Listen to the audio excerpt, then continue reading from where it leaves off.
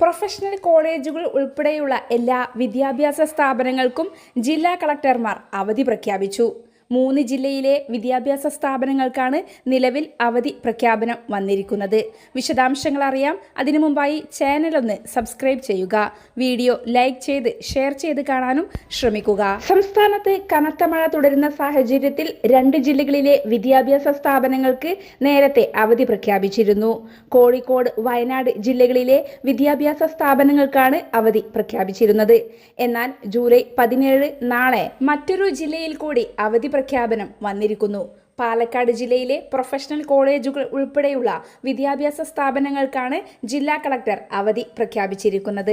കനത്ത കാലവർഷത്തിന്റെയും മഴക്കെടുതികളുടെയും പശ്ചാത്തലത്തിൽ പാലക്കാട് ജില്ലയിലെ പ്രൊഫഷണൽ കോളേജുകളും അങ്കണവാടികൾ ഉൾപ്പെടെയുള്ള എല്ലാ വിദ്യാഭ്യാസ സ്ഥാപനങ്ങൾക്കുമാണ് നാളെ കളക്ടർ അവധി പ്രഖ്യാപിച്ചിരിക്കുന്നത്.